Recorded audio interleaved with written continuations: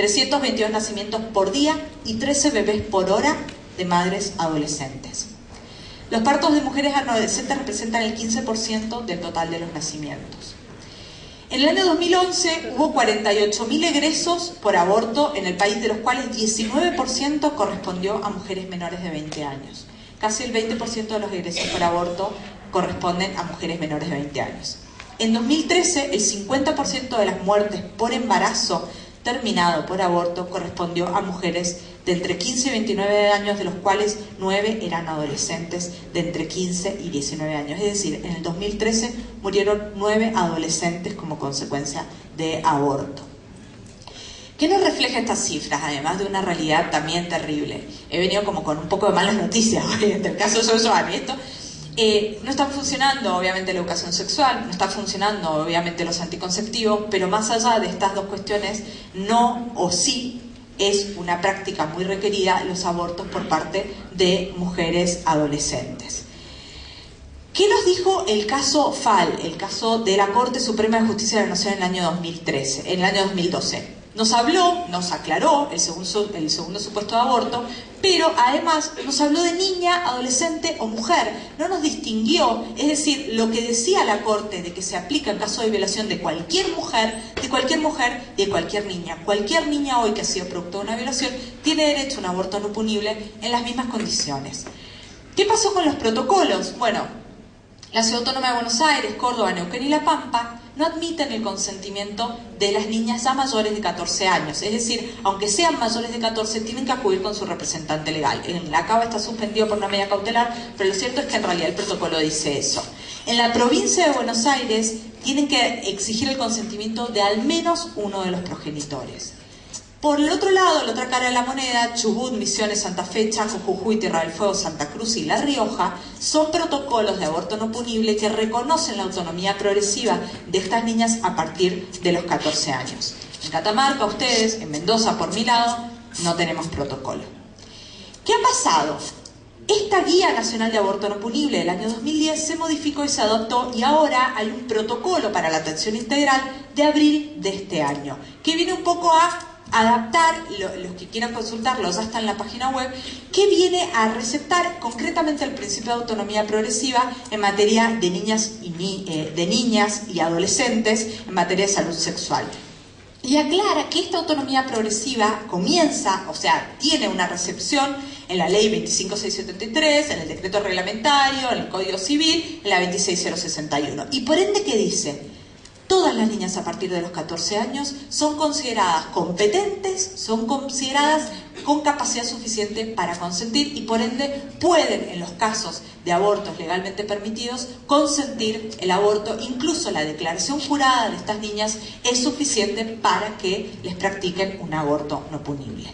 Incluso en las menores de 14 años, es decir, el límite lo establecen los 14, pero en las menores de 14 años tienen derecho a ser escuchadas y a que su opinión sea tenida en cuenta. Incluso dicen, ellas tienen que participar en la decisión que se adopte, obviamente, como no podía ser de otra manera.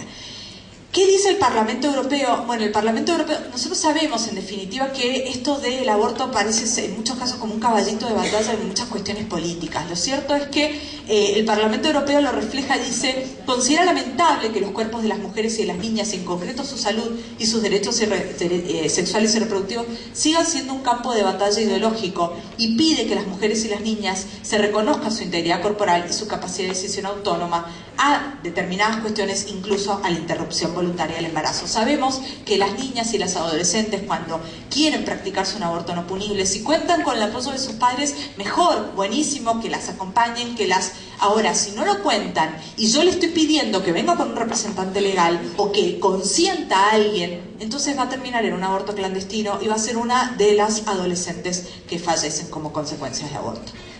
Mayores de 14 años respecto a mayores de 13 y menores de 14 respecto de actos que sí comprometen. Y acá hay un viraje muy importante, porque se pasa de un consentimiento informado a un consentimiento participado. Los representantes legales ya no representan, sino que asisten. ¿Y esto qué significa? Que yo voy a consentir con mis padres, y no son mis padres por mí o yo por mí. todos juntos vamos a formar, sino que a mí me van a asistir y me van a ayudar en este consentimiento. Esto lo paso porque estamos... Ahora, no, bueno, pero es que prefiero que de última quede un poco el lugar para el debate. ¿Quién resuelve en caso de conflicto? Si mis padres o mis representantes y yo no nos podemos poner de acuerdo, resuelve judicialmente, pero teniendo en cuenta dos pautas que me establece el propio Código Civil: interés superior del niño y la opinión médica respecto de las consecuencias. Ahora, ¿esto significa que el juez tiene que autorizar lo que sea más conveniente según el criterio médico? No, porque si hace lo más conveniente según el criterio médico es un paternalismo justificado judicialmente. Entonces hay que empezar a abrir el panorama y a tener en cuenta otras cuestiones, como por ejemplo estos casos que son paradigmáticos, pero que en realidad nos revelan el contemplar otras situaciones. Esto es un caso de un donante, de un niño que tiene que actuar como donante de su hermano. Es obvio que las razones médicas se representan respecto del niño que requiere la donación, pero respecto del niño que actúa como donante no tiene ninguna justificación médica. Pero sí hay otras justificaciones: lo mal que sentiría este niño si no pudiera ayudar a su hermano, o el cargo, o un montón de otras repercusiones. Fíjense que esto ya está incluso receptado en legislaciones del derecho comparado, donde nos dicen la salud es una salud que no solo es lo netamente médico y físico, hay una salud psíquica como tal y hay una salud social que debe también contemplarse cuando se adoptan las decisiones en pos del interés superior del niño. Por ejemplo, esta ley del Reino Unido dice que el tribunal debe considerar los deseos expresos y los sentimientos del niño, sus necesidades físicas, emocionales y educativas, el probable efecto sobre él de cualquier cambio en sus circunstancias, su edad, sexo, antecedentes, cualquier daño que haya sufrido o está en riesgo de sufrir. La gama de poderes disponibles de la Corte está en la ley, en el procedimiento de que se trate. ¿Qué pasa respecto de mayores de 16? Autonomía médica. A partir de los 16 años, conforme la tendencia existente en el derecho comparado, los adolescentes a los 16 años van a poder decidir autónomamente. Y no nos tiene que dar miedo, porque en realidad tiene que estar acompañado de todo un cambio, también de paradigma en la cuestión de responsabilidad parental, del que les va a hablar Nati, que no necesariamente, porque en realidad, mira, entonces a los 16 años va a poder consentir hacerse una operación de apendicitis o no. Es lógico que va a consentir operarse de apendicitis, salvo que sea un niño con instintos suicidas, que en realidad ahí deberíamos cuestionarnos qué hicimos como padres, o tantas otras cosas, ¿sí? Pero no tengamos miedo a la autonomía progresiva. ¿Qué cuestión quedó en el tintero? La operación de los niños o de las niñas trans, porque si bien, como hablábamos recién, los niños tienen y las niñas trans tienen capacidad de autonomía progresiva para cambiar su identificación en el registro civil, para hacerse una operación de reasignación sexual necesitan autorización judicial cuando son menores de 18 años. Esto es un tema muy sensible, porque en realidad la operación de reasignación sexual es una operación irreversible. Entonces, en realidad, creo que con cautela se puede seguir postergando un poco esto, pero también empezar a valorar los casos de autonomía progresiva de niños o niñas trans que requieran también una operación de reasignación sexual. Lo que me permito plantear como alternativa es que se empiece a trabajar en bloqueadores hormonales, es decir, tratamientos hormonales que se le dan a los niños o las niñas trans a los efectos de bloquear la aparición de los caracteres secundarios de su sexualidad, por ejemplo la nuez o las mamas o el cambio de la voz o el vello en la cara. Esto permite que al bloquear la generación de estos caracteres se tenga un tiempo adicional a los efectos de decidir.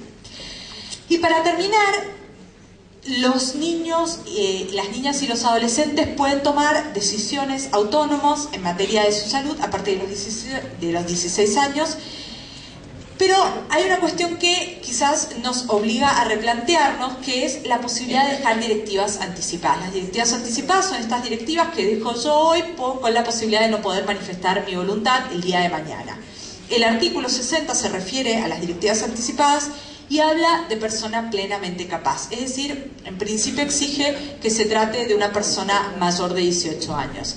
En esto creo que, si bien entiendo el planteo, que está pensado, la autonomía de los niños y las niñas está pensada para el acto que tengo que decidir hoy, creo que también tenemos que empezar a ver la posibilidad de que los niños o las niñas de 16 años puedan dejar directivas anticipadas, porque si yo hoy, a los 16 años, puedo rechazar un tratamiento, entonces también debería poder dejar una directiva anticipada a los 16 años que me permita rechazar un tratamiento en el futuro.